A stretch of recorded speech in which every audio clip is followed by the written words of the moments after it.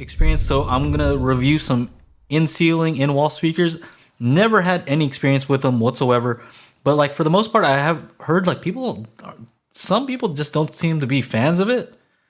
I might have asked this question before, For but in-walls, I've yet to find a pair of in-walls that I just liked. And typically they're in a dealer setup. Every once in a while I've gone to like a parade of homes down in Florida. They've had those where you can go and look at these fancy homes and check them out. They're $1 million homes. And this one room, I remember specifically, they had 3 in-ceilings up front. And I'm like, I'm listening to the demo. In-ceilings in the front. Yeah, I'm like, they did a 5.1 in the ceiling. So horrible. 3, there's your front stage, and then 2 in the back. That they do that a lot in Florida, right? Yeah, That's like a thing. No, They don't know what how they're about this? Speakers in the proper location, at least. Like ceiling speakers for the Atmos speakers. Like, is there anything inherently wrong with that setup? Don't you have some in-ceiling speakers, Michael? I do. 4 of them. The in-ceilings actually are preferred for Atmos over your front height speakers, and then even over like an up-firing. So to me, that's like the order. If you're doing Atmos, the best sound you're going to get is with in-ceiling speakers because they're positioned exactly in the location where that sound would naturally come from. That's not true. Whatever, dude. Bring it. Tell me why. I don't Tell agree me with why. it. Well, tell me why. If you're looking at all these majority, I would say about 95% of the Atmos mixing studios are 7.1.4 and they're not using in-ceilings. They're not. Okay.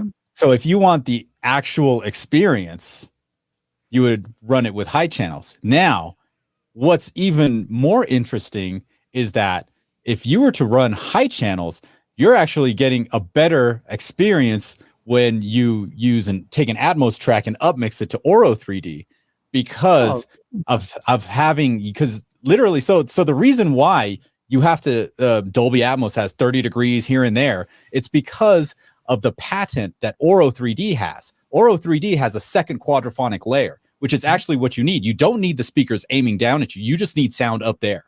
That's all it is. I look weird. All you need is sound. All you need is sound up there, and that's actually more important than having anything directed. Now, the reason why, and I had an hour-long call with the inventor of Oro 3D, and he said the reason why Dolby Atmos and DTSX have to have those angle things, and that's to avoid any patent infringement on Oro 3D, which, from what I've experienced, is actually better. So.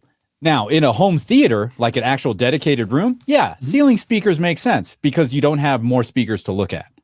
In a living room kind of situation, it's a lot harder, but you'll probably get a better sound if you're just running high channels because nobody actually. So listen to this.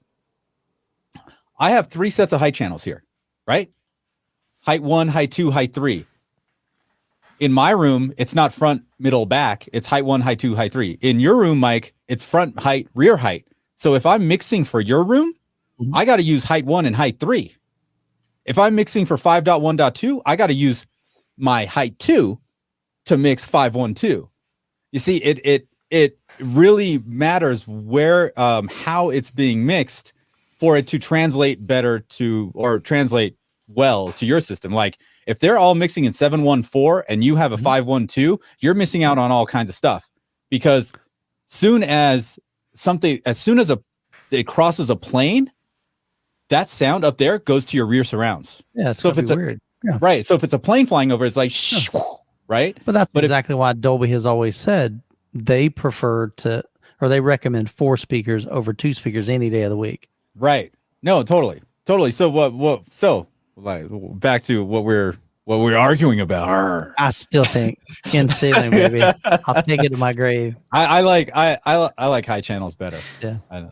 So have you ever had? Let's say what's up to our buddy. Stop the FOMO is in the house. He says Oro 3D. Yeah. Thank you for the super chat and always supporting. I was hoping Oro 3D would like take off, but I just honestly I don't think it is. I don't think it will. Much with it. They the last time I talked to them, which was like 2 years ago, they said that they were trying to get Oro 3D into streaming platforms. So not only just Dolby Atmos, but or a 3D, but who knows? So I'm gonna be able to do rear surrounds in my home surround theater back? now. Yeah, Surround surround back. Dude, that's And, actually really cool. I did it in here, and it's really cool. is it a big difference? Dude, when you get the newly released 4K disc of 300, yeah, midway, yeah. All right, Yeah. I'm excited then because I Yeah. feel like that should make a difference. Like, oh, there's something coming from like far behind me or something like that. It's one of those things where like upstairs, I don't have room, right? We're back. Our seats are right at the wall there, so we have the bipole, side surrounds just pointing right at us. I could have put some up and then angled them down, but I don't think that's really gonna work well. But like in here, when I put the surround back in, I was just like, oh man, this sounds pretty awesome. So, if you have the room for it, do it. But I do. I was talking with somebody else. I forget. When people put towers back there, like that is just a waste of money. I think because your surround backs are going to be crossed over at whatever your crossover point is, 80 hertz. Like you don't really need another tower to go down to 30 hertz behind you, unless you got it like that and you want to put some more, 800 diamond, BMWs back there behind you. Whatever.